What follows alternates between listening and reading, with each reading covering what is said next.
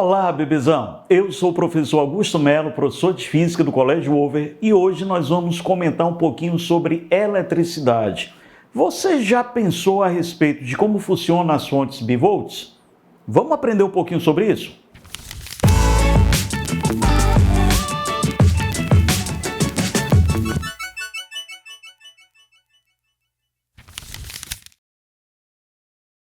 Olha só! Eu sempre me perguntei, enquanto não estudava eletricidade, uma fonte bivolt ou a mesma altovolt. Porque a bivolt é aquela que tem a chave seletora, tipo de PC, que você seleciona se você quer que funcione com 220 ou 110 volts, por exemplo. Na verdade, 127 volts. Agora, a altovolt é aquela que seleciona automaticamente a voltagem.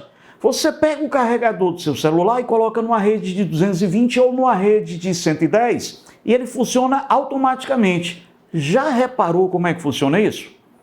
Muito bem. Nós temos um pouquinho de eletrônica, mas vamos simplificar.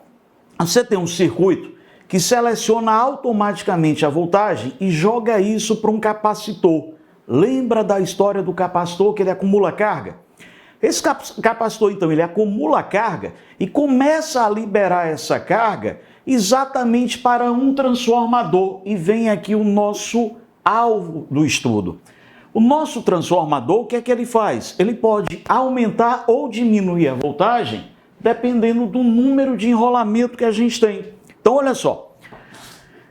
Quando eu tenho a ideia do transformador, a minha potência ela vai ter que ficar constante. Eu não posso ter desperdício, eu não quero desperdiçar energia na história. E aí, como é que eu faço? Para efeito de simplificação, eu vou botar 110 em vez de 127 e 220. Como é que esse transformador atua? A potência é igual, mas potência é corrente vezes tensão. E aí, o que é que acontece na ideia do transformador? Ele mantém a potência constante. Quando ele entra com a voltagem mais alta, eu vou entrar com maior número de enrolamento, maior número de voltas na minha espira. E aí o que é que acontece? Eu tenho uma corrente menor. Na saída, se eu pensar a corrente 2 como saída, eu vou colocar um menor número de espiras. E aí eu vou ter uma corrente aumentada. Então, desse modo, você consegue controlar porque a voltagem vai ser proporcional ao número de espiras. Então, o que é que a fonte faz? O capacitor joga para o transformador e o transformador adequa aquela voltagem exatamente para o teu aparelho. E aí vem aquele mito. Se eu tenho uma voltagem de 220 volts e 127 volts, qual é a mais perigosa? 220 tem uma voltagem maior, se 220 tem uma voltagem maior, então é mais risco. Não. Quem vai gerar a corrente elétrica, quem vai gerar o choque, o perigo, é a corrente elétrica. E olha só um detalhe. Na hora que eu tenho, por exemplo, dois aparelhos, tá? Se eu tiver, por exemplo, o mesmo aparelho com 2.200 watts de potência, se ele for ligado em 220, ele vai precisar de uma corrente de 10 amperes. Se eu for ligar ele numa rede de 127, eu já vou precisar de 17 amperes. Opa, corrente maior. Então aqui o risco também vai ser maior. Professor, mas aí o de 127 é mais econômico. Não. Energia é potência vezes tempo. E aí o que é que acontece? Os dois aparelhos vão ficar com a mesma potência. Aquele que tem uma voltagem mais baixa compensa com a corrente mais alta.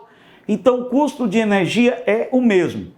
E só a título de curiosidade, entre um aparelho altovolt e um aparelho que funciona na tensão única, o rendimento do aparelho de tensão única costuma ser em torno de 30% melhor. Agora, vamos ver aqui um pouquinho por que a gente consegue transmitir corrente baixa numa alta tensão. Dá uma olhadinha nisso agora. E aí, você já se perguntou por que a transmissão da hidroelétrica até a cidade está com a voltagem bem elevada? Por que eles fazem isso? E a segunda coisa, você já se perguntou a escolha dos materiais, como é que se escolhe o tipo de fio? Olha só, na hora que a gente tem uma escolha do condutor, a gente vai escolher os materiais, nós usamos 3 critérios para essa escolha. Primeiro critério é a condutividade. quanto melhor esse material for em condução, quanto menor a resistência, melhor para você ter essa eletricidade. Então, o melhor material que a gente tem para conduzir é o ouro. Agora, experimento mental aí. Imagina toda a fiação elétrica da cidade feita de ouro. Não dá, né? Então, aí o ouro, ele peca no segundo critério, que é o preço. Aí a gente tem a prata, que é o segundo melhor condutor. Porém, de novo, esbarra no preço. Sobra então os dois materiais, cobre e alumínio. Só que quem ganha no preço é o alumínio. Depois vem o segundo fator aí, que seria o peso. O alumínio também ganha.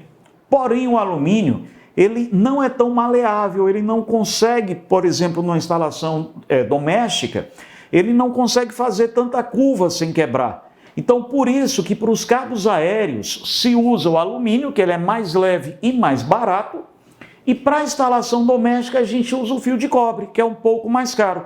Afinal, aí o custo não vai sair da empresa, vai sair do teu bolso. E por que é que a gente tem essa transmissão com a voltagem bem alta? Uma das coisas que a gente quer fazer é diminuir a dissipação de energia por efeito Joule, diminuir o calor.